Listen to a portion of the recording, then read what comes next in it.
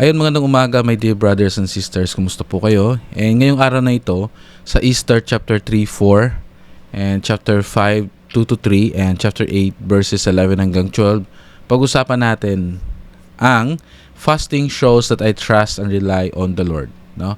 So yung background ng kwento nito, sa panahon ni Reyna Esther, naharap ang mga Hudyo sa isa sa pinakamalaking krisis sa kanilang kasaysayan. Dahil nga sa galit ni Haman, since Monday pinag-usapan natin kay Mordecai, naglabas ang hari ng utos na lipulin ang lahat ng Hudyo sa buong imperyo ng Persia. Makikita natin to sa Easter chapter 3 verse 13. Ang balitang ito ay nagdulot ng matinding kalungkutan at takot sa buong bayan ng Diyos. Nang malaman ni Esther ang nangyari, alam niyang mapanganib ang paglapit sa hari nang hindi inaanyayahan. Maaari siyang mapatay dahil dito. Ngunit bago siya gumawa ng hakbang, hiniling niya kay Mordecai na tipunin ang lahat ng Hudyo upang mag-ayuno at manalangin sa loob ng 3 araw. Hindi sila umasa sa sariling lakas o karunungan. Sa halip, nagtiwala sila sa Panginoon at humingi ng kanyang patnubay. Pagkatapos ng pag-aayuno, binigyan ng Diyos si Esther ng lakas ng loob at pabor sa harapan ng hari. Tinanggap siya ng hari ng may kabutihan. At sa huli ay naligtas ang mga Hudyo mula sa kapahamakan. Natin makikita sa Easter chapter 11 verses 11 hanggang 12 or chapter 8 verses 11 hanggang 12.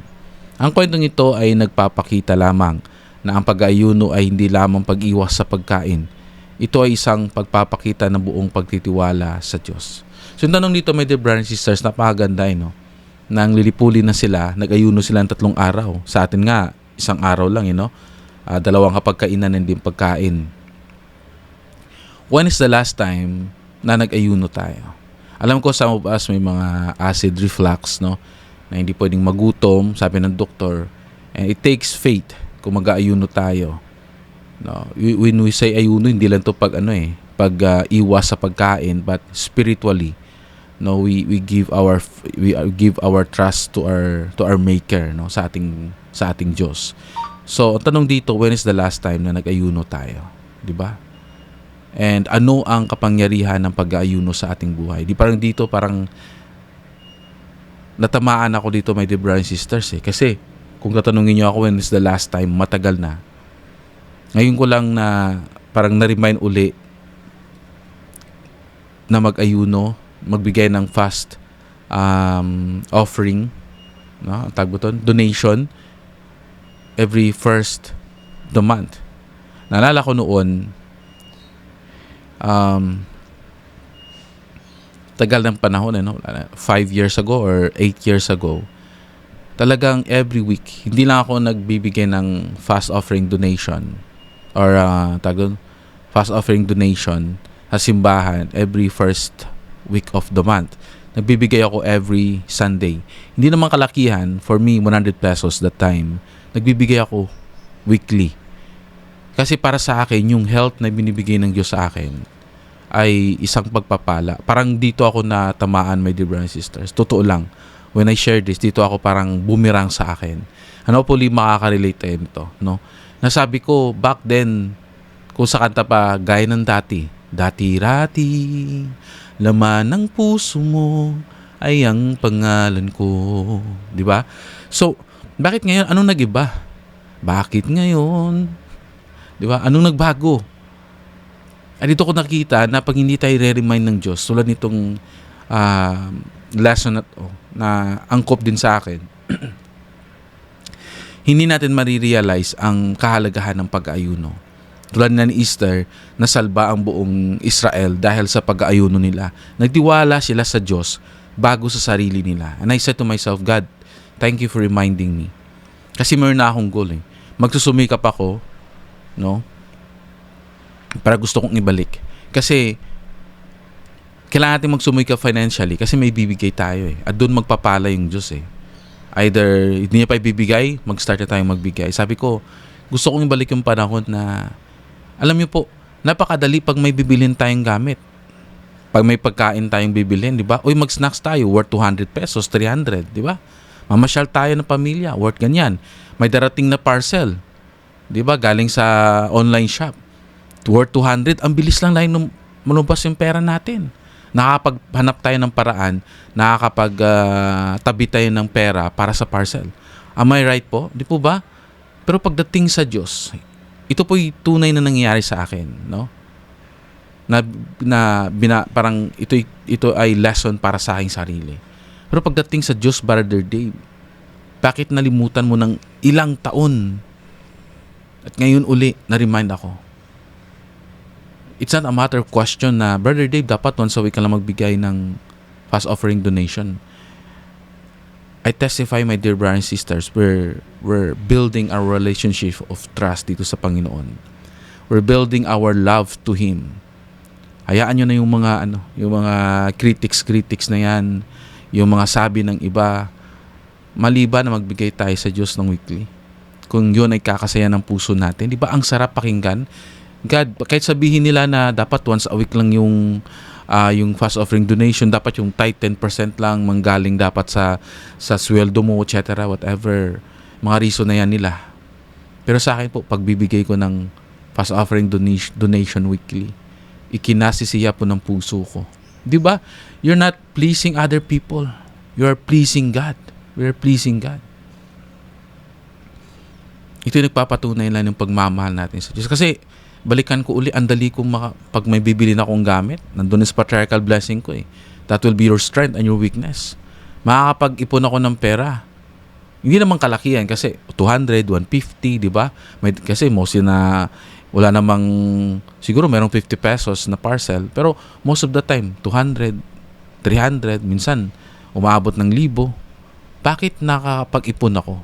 Kasi tinitingnan ko doon sa aking cart, uy, darating na, next week na, ano kayang gagawin ko? Bakit hindi ako makakapag-ipon ng fast offering donation?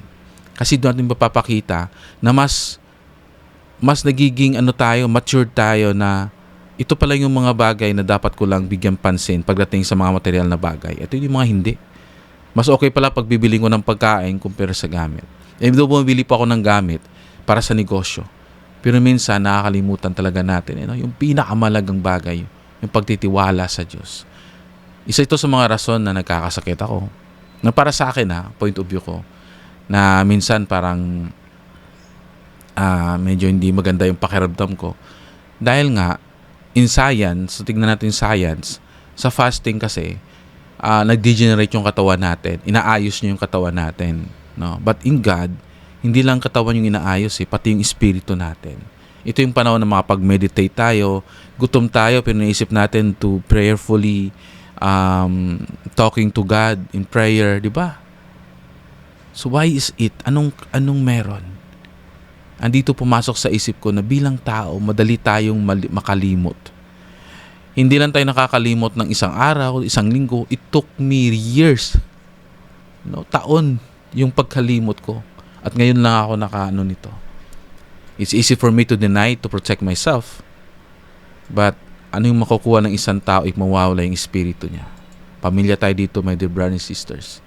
That is why kung nagko-confess ako dito, because that's who am I. If I receive critics na ganito, ganyan. If you're a teacher, bakit ka ganyan? No? Teacher ng pagtuturo ng salita ng Diyos.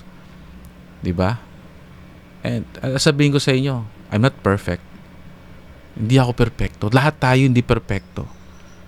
Kaya kailangan na i-brought out natin yung mga kasi ako lang na-remind ako eh. Di ba? Kung makita natin, I don't know sa inyong branch o sa ward ninyo, pag sa aming branch, nakikita mo ang baba ng fast offering donation. Out of 20 family na nagbigay, wala. Pag first day of the month, 3 lang, 2 lang nagbibigay ng fast offering donation. At isa na ako dun. Isa na kami. O dito lang pinapakita na, Brother Dave, o lahat tayo, sabi ng Panginoon, magtiwala na kayo sa akin. It's time for you to trust me. Hayaan nyo ako mag-work sa buhay ninyo. Nakatago ang milagro dyan sa pagsunod ng mga bagay na yan. Para sa inyo maliit lang, pero napakalaking impact yan sa buhay ninyo. Kasi ang pag-aayuno ay nagpapakita ng ating pagtitiwala sa Panginoon. Di ba? Kapag may mabibigat tayong desisyon, pagsubok o pangangailangan, ang pag-aayuno ay isang paraan ng pagsasabing, Panginoon, higit akong nagtitiwala sa iyo kaysa sa aking sariling lakas. Di ba? Kasi sa aking sariling problema. Natatabunan kasi tayo ng problema, diversions, mga hilig, gusto, at nakakalimutan natin. May mga principles palang tinatago ang Diyos kung paano tayo sumunod sa Kanya. Not only blind obedience, tulad ng binahagi ko kahapon, but totoong obedience. Na hindi tayo nasasakal. Ba't nagpaparaya tayo? Diba? Nagpaparaya tayo sa will ni Heavenly Father sa buhay natin. Ibig sabihin paparaya sa akin, yung definition ko dyan, yung parang, thy will be done, God. Kasi mahal kita. At gusto ko yung ginagawa ko. Masaya ako makapaglingkod sa iyo. Diba? So pinapalakas tayo ng Panginoon kapag tayo ay nag-aayun ng may pananampalataya. Tandaan natin yan. Pinapalakas ng Diyos yung ating personal, no, na buhay. Pinapalakas tayo ng Panginoon sa mga hinaharap natin. Kaya may direction na daan natin na ang pagmamahal ng Diyos ay napakaganda. Alam niyo po, may tumawag sa akin ngayon lang yun, nung kaibigan ko. Sabi ko, ngayon kasi, yung parang, yung challenge ngayon sa trabaho namin, pinapalag-in kami, yung parang sinistricto na. Okay? Sabi ko, God, sabi mo nga, oh, be wise, what can I say more? So, sabi ko, okay, I will log in. So, in the morning, hindi ako nakakagawa na. No, at kailangan kong after 2:30, dito pa ako gagawa. No, kasi in the morning, alam niyo po yung mga kasamahan, di ba? Mga tumitingin, ang galing niya, lumalabas lang siya sa trabaho, kasi wala naman akong pasok eh. Mag-ano ako doon sa school, di po ba? May mga taong nakatingin sa'yo at i-report ka. I don't know, I'm just making an accusation, no? Pero di natin makokontrol yung pag-iisip nila, hindi natin makokontrol yung So kailangan kong bumalik 2:30, after ng school na, after ng trabaho ng 2:30. Kailangan kong magmadali para gumawa ng Come Follow Me. Hindi dahil napilitan ako, dahil parte na to ng buhay ko. Dahil alam niyo po yung feeling na masaya ka. Yung parang ito yung nagkokompleto ng araw ko. Alam niyo po yun. Yung parang kahit sa sobrang busy ng schedule, kasi after nito, supposed to be mga 3 o'clock lalabas na kami para magtrabaho. But sabi ko sa kasama ko, I need to go out at 4 o'clock. At 3:30 sabi ko sa kanya. Sabi niya 4. Ako okay. No? And kasi sabi ko, natin, hindi tayo magiging successful wala yung Diyos eh. Kaya sabi ko nga dito, pinapalakas tayo ng Panginoon sa pag-aayuno natin, pagiging faithful natin sa Kanya. Sabi ko nga, hindi naman ako perfecto, kaya nasishare ko dito sa inyo yung mga kakulangan ko, pero it doesn't mean na hindi tayo magiging mabuting tao. At hindi natin kaya maglingkod sa Kanya. We can be a better person. We can be a better version ng sarili natin at ang ating pagmamahal sa Diyos. Di po ba? Hindi palaging inaalis ng Diyos ang ating mga pagsubok, ngunit pinibigyan niya tayo ng lakas, karunungan at tamang pagkakataon upang harapin ang mga ito. Alam niyo po, sabi ko, even though pagod ako, no, hindi naman po nagpamamataas. Kasi literally napapagod yung katawan natin at mamaya magtatrabaho naman kami. Tapos mamayang gabi, di ba? Tapos matutulog na ng late. Sabi ko sa Panginoon, it's okay ng ganito. No, na habang gumagawa ako ng Come Follow Me, nagpapahinga na rin yung isip ko, yung sarili ko. Kaysa matulog ako. Masama yung pakiramdam ko pag matulog ako paghapon eh. Parang nananakit na parang hindi ko alam, parang nangihina ako. Mas okay yung gising ako, pero nakaupo lang, gumagawa ng ganito. So, alam ko, totoo yung sinasabi na pinapalakas tayo ng Diyos, no, sa mga ginagawa natin. Sabi nga ng Diyos, mahal niya yung mga masisipag eh. Di po ba? Mahal ng Diyos yung mga masisipag. Alam ko sa mga nanay, tata, individual. Gusto natin na tayo, yung bang may ginagawa tayo. Kahit mga simpleng bagay, kahit na hindi natin kayang gumawa na, pero pinipilit pa rin natin. At doon natin mapapakita sa Diyos na, God, someday, no, in your kingdom, aasahan mo ako kasi masipag ako eh. Pag meron tayong amo, di ba? Kung ikaw yung amo, makita mo yung nagtatrabaho sa'yo, ng servant mo, no?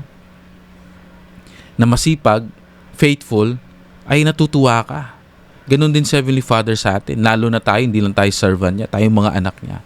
Natutuwa siya pag nakita tayong masipag. Nakita tayong may faith sa Kanya.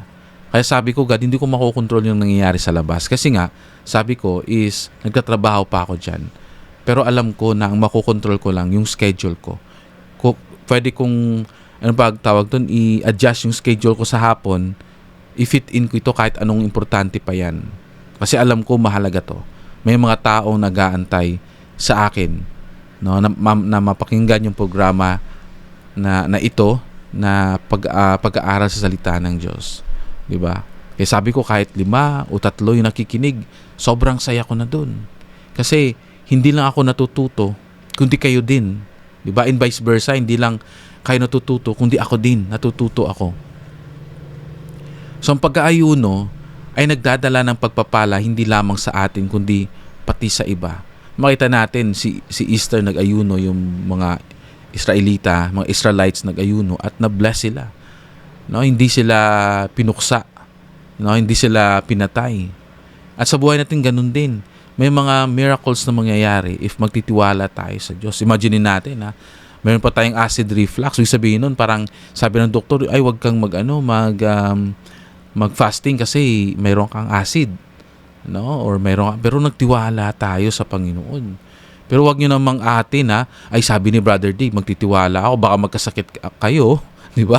Ako yung balingan. So dapat manggagaling sa atin yung yung sabi doon, yung will to do, no? Yung gusto na gawin. At doon magsisimula yung pananampalataya.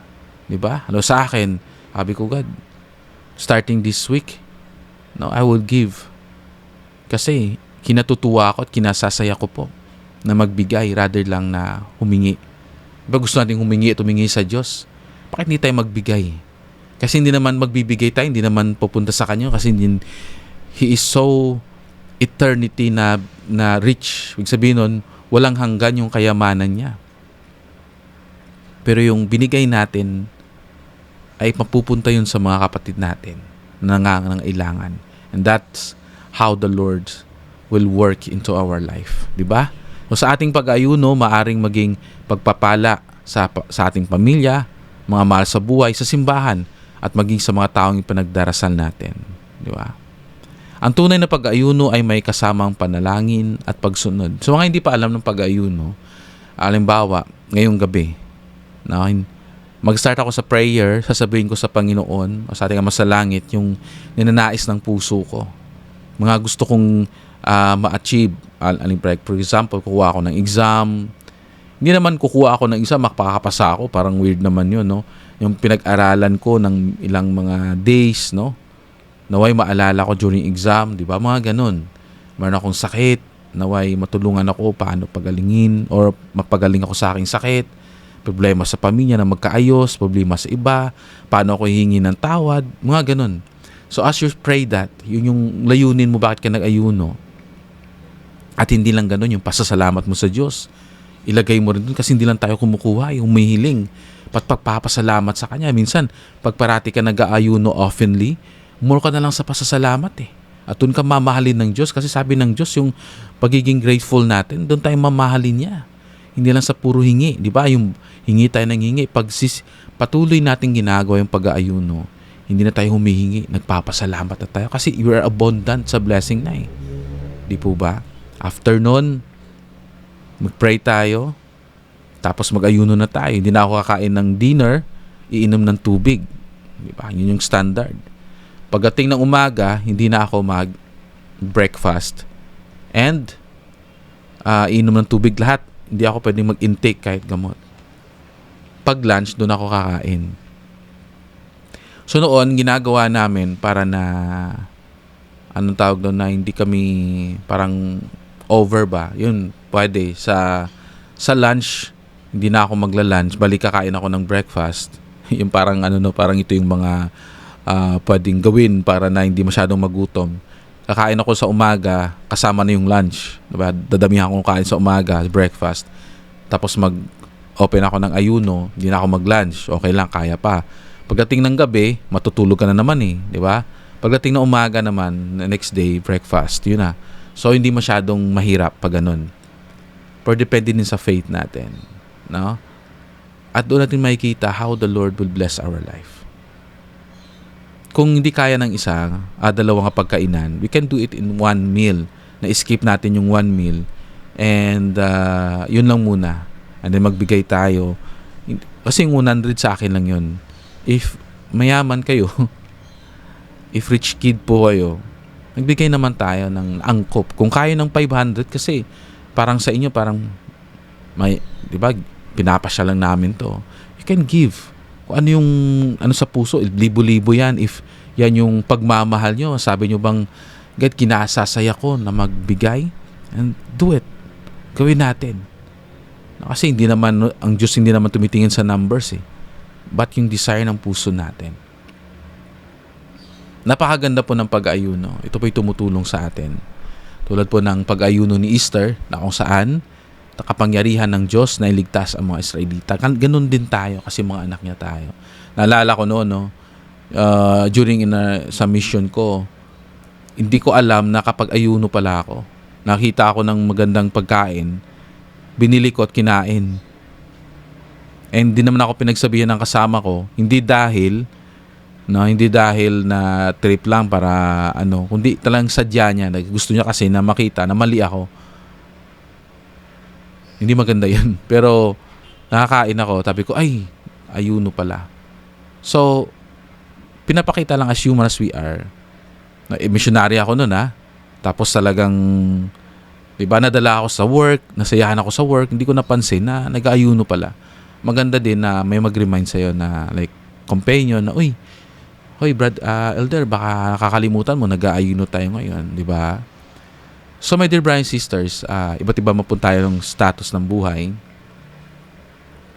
Minsan, ang hirap mag-ayuno kasi sabi niyo sa akin, Brother Dave, may sakit ako. And I understand. Pag hindi kaya, pwede tayong one meal, pwede din magbigay na lang tayo ng ating donation. Pag yun po yung kakasaya natin. Meron din minsan na habihin natin na yung mga natin, excuse, hindi man excuse, parang natin, no? Sabihin natin na pwedeng next month na lang. No, depende sa atin po yun. Nasa sa atin po. As far na alam natin yung layunin natin at yung desire ng puso natin. Hindi po ito pabilisan ng takbo. Hindi agad na, Sunday, Brother Dave, magbibigay. Hindi. Dito po ay enduring. We need to endure.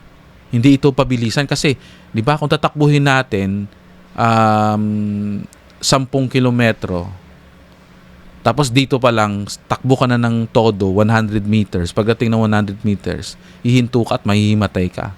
O 200 meters, di ba? Pero takbong swabe lang, dahan-dahan. Kasi you need to endure eh. Yung buhay ganun. Huwag tayong magmadali. Ang mahalaga, dinidibdib natin, minamahal natin. Kasi habang nagja-jogging ka ng, yung yung parang swabe lang, dahan-dahan, doon natin makikita na napapamahal tayo sa jogging until makarating natin yung finish line. Di po ba? Mas iba yung gusto natin kasi nag-i-enjoy tayo sa palibot. Di ba? So gusto ng Diyos na ganun. I know these things to be true. And I know Heavenly Father loves us so much. Akala ko Friday na. Sabi ko Friday na. Hindi pa pala, no? So, keep going, my dear brothers and sisters. Patuloy lang po tayo at alam ko na ang pagpapala ng Diyos ay parating ay binibigay niya sa atin. And all these things I live in the name of Jesus Christ. Amen.